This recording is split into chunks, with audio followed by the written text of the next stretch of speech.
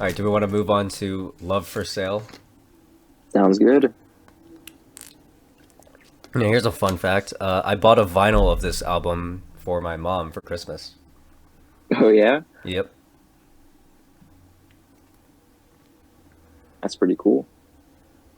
I agree. Yeah, and then I told her I was like, yeah, I bought the vinyl, but I don't really like the album that much. Here you go.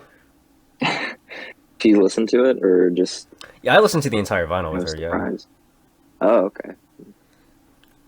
I will say that I listened to the album live and or at least the live performances that they had on YouTube, and it was much better. I Mm, just don't really think the genre is meant to be like in a studio album like this. that's fair. Yeah, I don't a have lot much I of want to say about this album. I do have one thing that I want to say, but I want to know like if anything stuck out to you first. um. I mean, the song that I would say is my favorite is probably "I Get a Kick Out of You." Probably the most energetic song in my opinion. It's just fun. I will say that on my first time listening to the album, this was like one of the first couple that I listened to out of the 10. I really, really enjoyed it. And then as I listened to more albums that were nominated, I kept coming back to this and thinking, I don't enjoy this as much anymore. I almost But fell yeah, asleep on my listen on my first listen to this. I will say that I'm not a fan. I know Tony Bennett isn't, he's definitely not in his prime anymore, but like I just don't get a lot of enjoyment from his voice.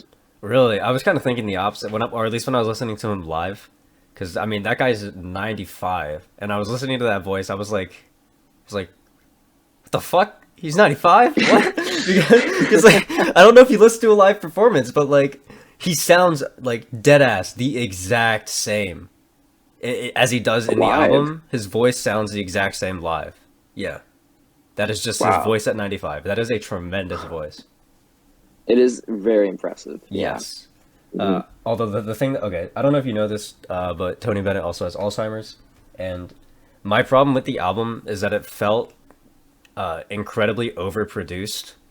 I know that like Lady Gaga has good intentions, and I know that Tony Bennett obviously has good intentions, but I feel like the producers of the album had no idea what the fuck they were doing, and I can also guarantee you that Tony Bennett like didn't.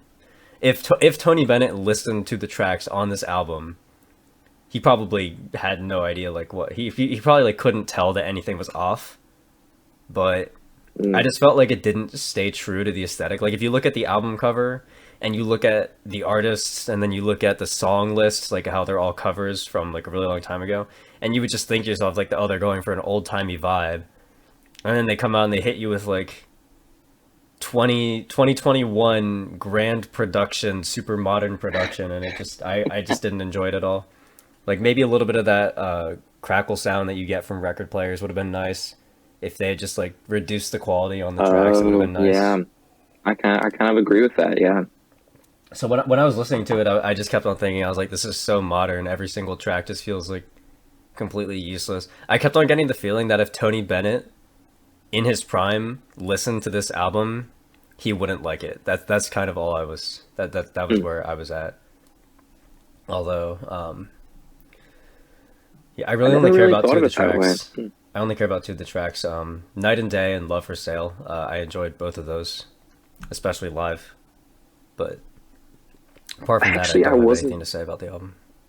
I wasn't a huge fan of the title track, "Love for Sale." I think it's got a cool structure, but I don't know, something about the performance just doesn't sit well with me.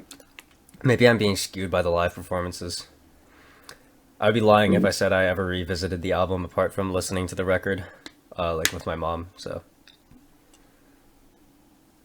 Definitely the last big critique I have for this album, though, and a lot of the reason why it kept dropping for me was because there's uh, there's nothing original on here. I guess you could say. I mean, of course they bring like their own performances to each song, but it is all just covers. I mean, I think that's like very intentional. Like it's just a Oh, product I'm of the I'm sure. genre.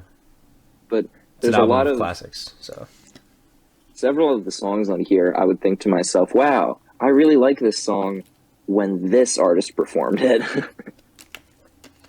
And I found myself thinking that for a lot of these songs yeah, because I just preferred different versions of them. yeah. Gosh, why couldn't it be Lady Gaga and Michael Bublé? Come on, what are you guys doing?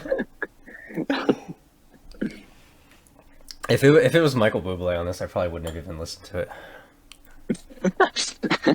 It doesn't count. Not a real nomination. It was a pity nomination. Although his ad with the bubbly billboard was pretty funny. I'll give him that.